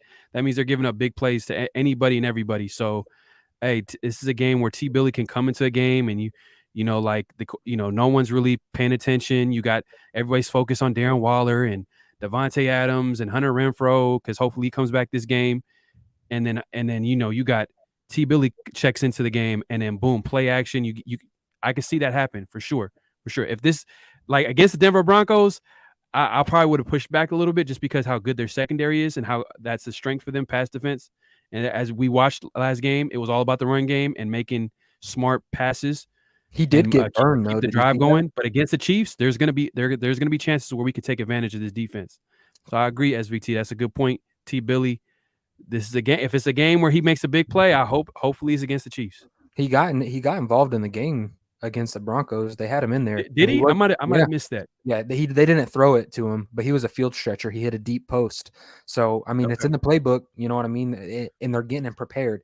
That's why this is a good statement, SVT, because a week before you're going on prime time, you're going up against a vulnerable secondary in the Kansas City Chiefs. You get Tyron Johnson involved, hitting a deep post. I'm just saying, you know what I mean? That they got him involved in the game last week. Typically, when people do that, that role tends to open up a little bit more. So I like that point, SVT. Let's see if Tyron Johnson can get involved in this game. Al's Ghost says the Colts pressured Mahomes on 38% of dropbacks. Pressure bust pipes. Facts. You got to find a way to get to Patrick Mahomes. And really, I don't want him to really get outside of the pocket, you guys. If you can keep a contain, much like the Raiders did in that 2020 season where they rushed 3 a lot. Pharaoh was also a guy who stepped up remarkably in that game, was able to contain Patrick Mahomes and I believe he had 2 sacks. It was his career game.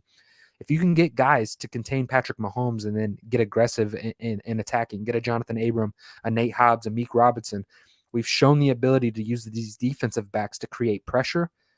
I think you're onto something else, Ghost. Facts, 100%. And I want to go back to that SVT comment about T. Billy as well. Okay.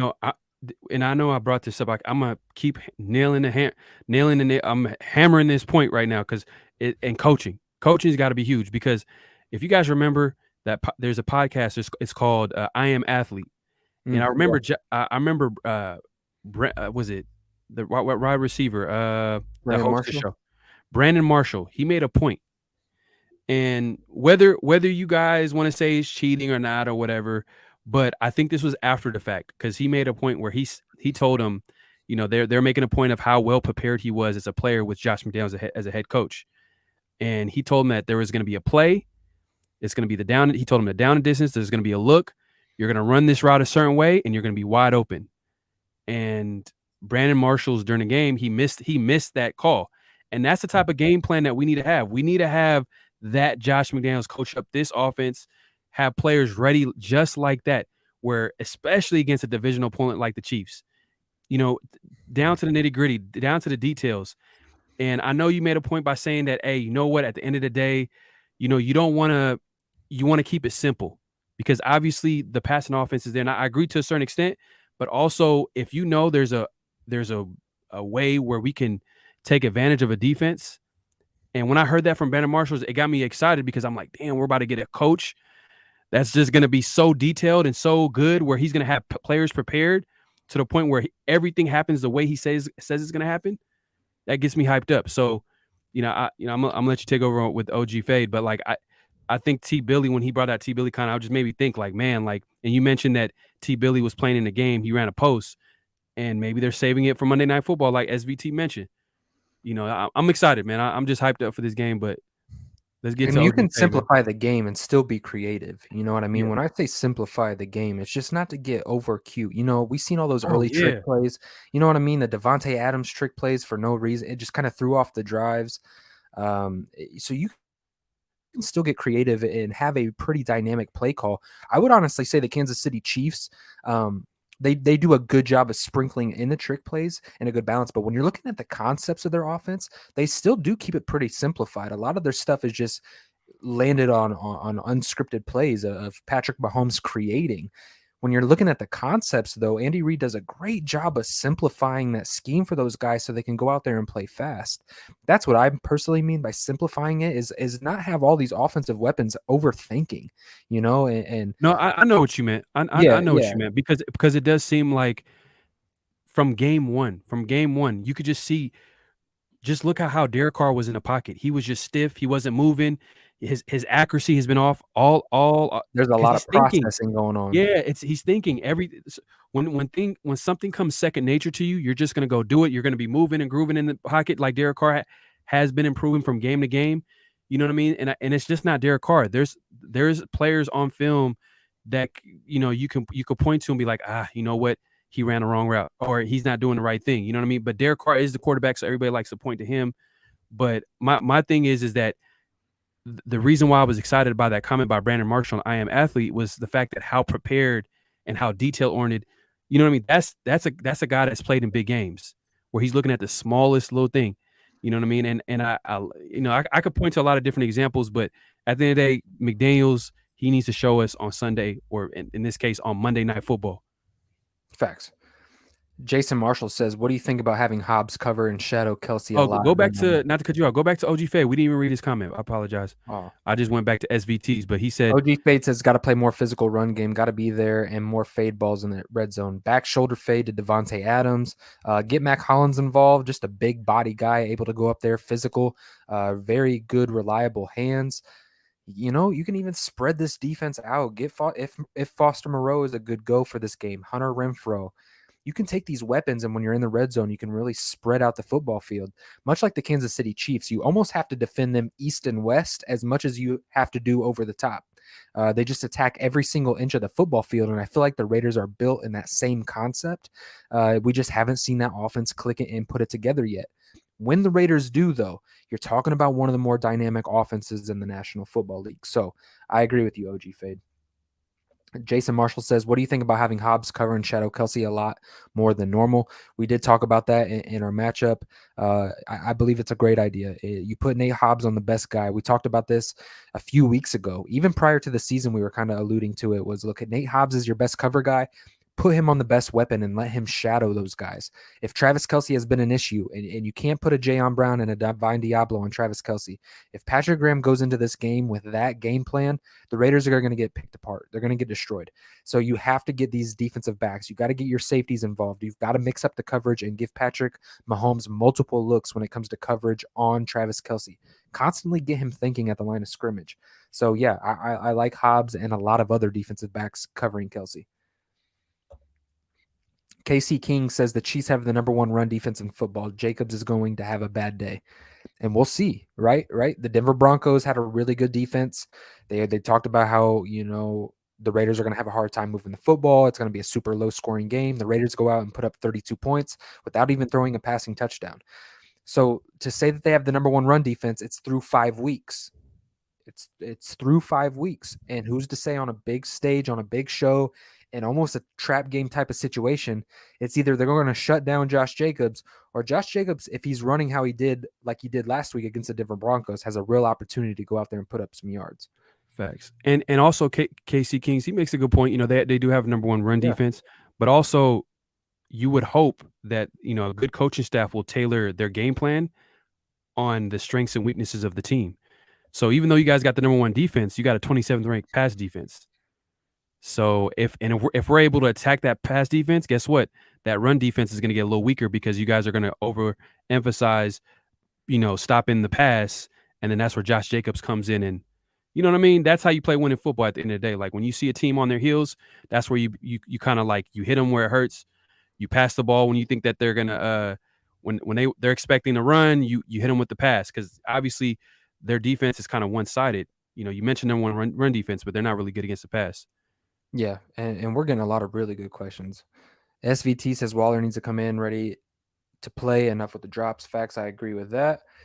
Daniel Kim says we have to stay balanced in play calling to keep the defense honest, open everything up. Did Mahomes solve his cover two woes based off of film? What makes him hold the ball a little bit longer? You got to keep it creative at the line of scrimmage. You got to do what Patrick Graham's been doing. You have to switch up your defensive schemes. If you stay the course, showing the same concepts over the course of the game, he's really going to have a field day against you. Got to stay creative. You got to find a way to get him off his rhythm. You have to hit him.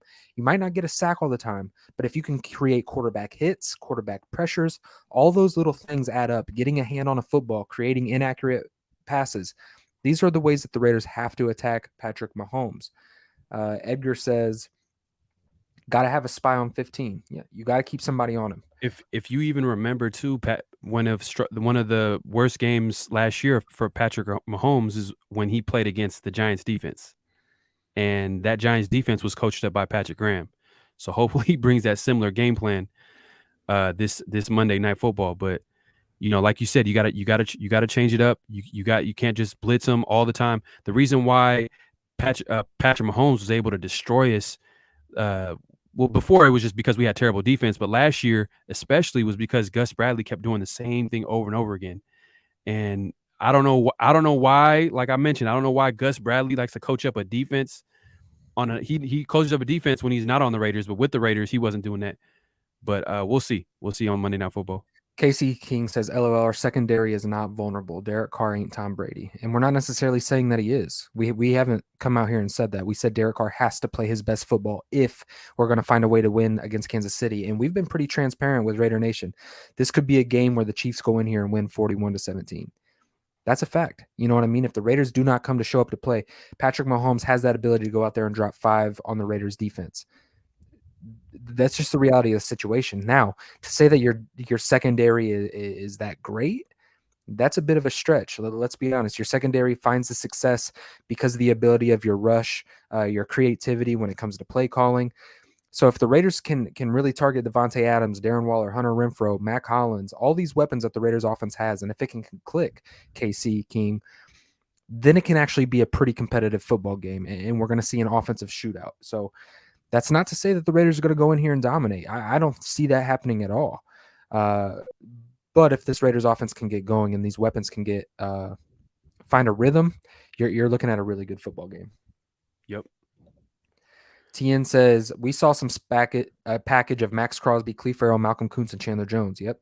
Hopefully, that's a NASCAR package. Hopefully, we can see some more of this on Sunday against KC. KC I has a like top it. 5. I do too, and that's going to happen. You're going to put your lighter guys with the ability to pass rush.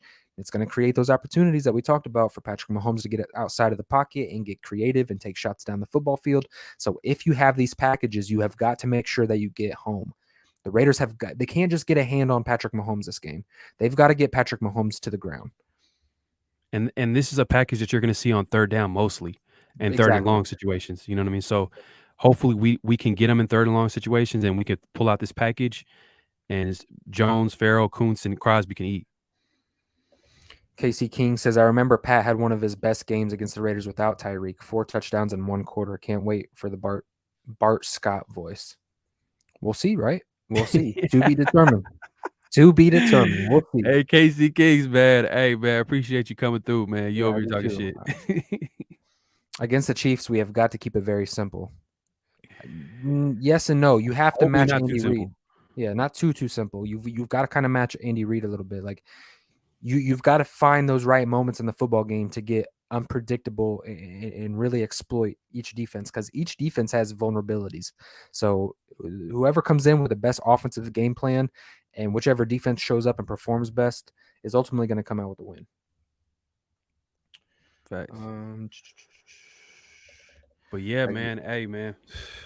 Man, this is going to be a big game, man. It's a huge game. And 92 of you guys, look, we should have 92 likes. Go over there, smash the like button. Head over to Pharaoh NFL.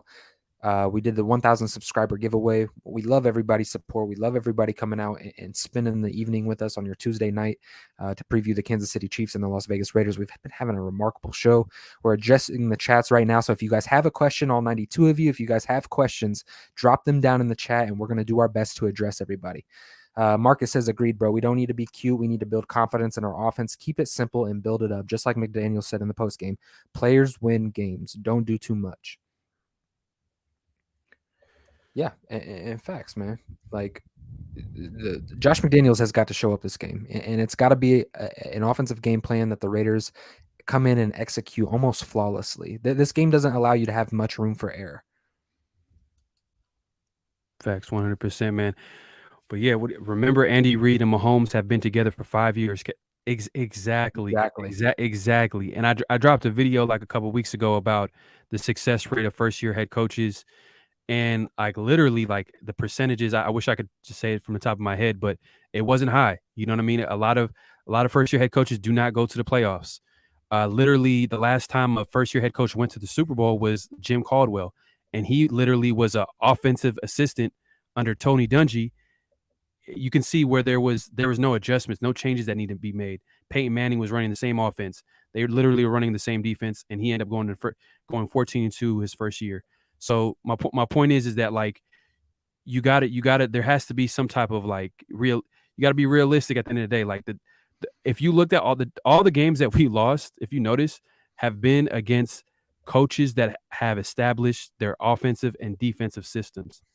The game that we won was against a first-year head coach and Nathaniel Hackett. So I'm not saying we're going to lose this game, but you could see teams play better when they're comfortable in a system. And right now we're in the process of figuring that out, but we have a lot of talent. That's the one thing on our side. We do have talent at key positions. So yeah, man, that's a good point, JC House. It is. Boomcat says, we can't give KC the starting field position we did for Denver. Facts. And also, we need to turn the red zone trips into 6 points and not settle for 3 to have a chance. This is a game you have got to convert. You've got to put points up. Field goals are not going to get it done this game. Yeah, you nailed it, Boomcat. This is exactly what we have to do. SVT says, you're at 95 likes. Great show, guys. We appreciate that, man. Shout out to the chat, man, for smashing that like button, man. That is absolutely awesome. Got a dope ass Mustang too. I don't know if you ever seen it. Like it's for real? Yeah, you got a dope Mustang. I'm gonna have to check that out. Yeah. Let's see here. Yeah. These Chiefs fans are coming in here and talking F the Chiefs. Yeah. Hey, that's what makes this show awesome. Hey, man, this is a great week, man. Hey, we love it. We love it that we got Raider fans in here. Obviously, this is a Raider channel. You know what I mean? This is a weekly show that we do. Make sure to subscribe to both channels. But we love that we got Chiefs fans and Raider fans here. We're gonna be talking shit. Hopefully, we're gonna be on the winning side next week. But yeah, we appreciate everybody coming through. This is a channel for everybody. Exactly. Facts, man. Raiders need to come out swinging down the field, take the early shots, get an early lead, finish the game on runs, play the clock. And let's not play the Chiefs scared, right? You're the underdog. You're going into hostile territory. It's Monday Night Football. Everybody expects you to lose. Go out here and punch the Chiefs in the mouth. You know what I mean? Go out and get after Patrick Mahomes. Create turnovers. Put some points up on the Kansas City Chiefs defense. Max Crosby show up. Chandler Jones show up. We've got to get aggressive in this football game if you want a chance to win. I do like this, Vegas Raiders. John Gruden went to the Super Bowl, first-year head coach with Tampa Bay, and he inherited a Tony Dungy team that had a bunch of weapons, much like Josh McDaniels is inheriting a John Gruden team. Add a ton of weapons to it. No, we're not saying that they're going to go to the Super Bowl. We're thinking about the Chiefs week 5.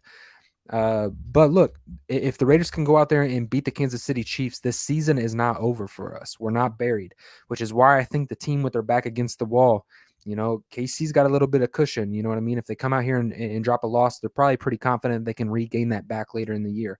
The Raiders are a desperate football team right now, and desperate football teams are a tough matchup regardless of your record. So if the Raiders can actually show up and play consistent football for 4 quarters, this is going to be a very exciting game, Raider Nation. Facts, 100%, man. But yeah, man, this has been a great show. We appreciate the turnout, man. Like I said earlier, we're still trying to figure out the name of the show. If you guys got any ideas of what we can call the show, my name is Pharaoh from the Pharaoh NFL channel. Obviously, this is Ray, Raider Ray show, Raider Ray's channel. But we do a weekly show. We go live. You want to make sure that you're subscribed to both channels so then you can make sure you don't miss our show, because next week is going to be on my channel. So we appreciate the support, but we want to make it. We want to make this a weekly thing, and we're trying to come up with a name. So if you guys have any ideas, make sure to leave a comment and also a message in the chat. And shout out to all the Chiefs fans that pulled up, man. That's what makes it so fun to do. And you're always welcome here, right? You can always express your opinion. We're going to take this as a football X's and O's standpoint. We're going to talk about it, good and bad for the Raiders, good and bad for the Kansas City Chiefs. So we welcome all. We're just going to say, hey, you're warned. That comment section, that chat, it can get a little crazy. So if you're a Chiefs fan pulling up in here and you're talking a little bit reckless, I tell my mods all the time, hey, let it go. But when it gets to a certain point, man, then we got to step in. So Raider Nation, Chiefs Kingdom. Hate to say that. I don't know. That feels weird. Chiefs Kingdom. That don't even sound right. That don't even sound Chiefs right. Kingdom. That don't even sound right. Yeah, I'm not even going to say that. Raider Nation, shout out to y'all, man. This has been a remarkable night, remarkable show. I hope you guys enjoyed it. If you enjoyed it, when this live is over, please go and comment in the comment section. It helps the algorithm, and we're going to consistently be putting out this show. If you guys had a good time tonight, when this live ends, I highly recommend you guys go over and let us know it was a great show. Let us know your feedback. Sean Johnson, congratulations on the 1,000 subscriber giveaway. I will DM you privately on Instagram. And you guys, this is not the last time we're doing a giveaway. Subscribe to Pharaoh NFL. The show will be on his channel next week. You will not want to miss it. And we're going to be reviewing the Raiders going into the bye week. We don't have an opponent next week. So we're going to be reviewing the bye week, the season up until the point where we're at. So Raider Nation, you're not going to want to miss it. Thank you guys so much for tuning in tonight, man. You guys made tonight remarkable. It was a pleasure and an honor to bring you guys today's show. Pharaoh, any closing thoughts, my friend? Man, I'm just hoping for a great game, a blowout. The Raiders blow out the Chiefs. But most likely it's going to be a close game. It's going to be a good game. But hey, man, I'm excited. Like I said, you guys make sure hit the like button. This is a great show. You want to keep coming back, so make sure hit that like button. Subscribe to both our channels as well, because like Raider Ray just said right now, the show is going to be on my channel next week. So you want to make sure you sub to my channel, and also make sure to hit the notification bell as well to both our channels. So then anytime we go live, you guys will be notified. And hey, man, we're trying to every time we have a show, we get better and better.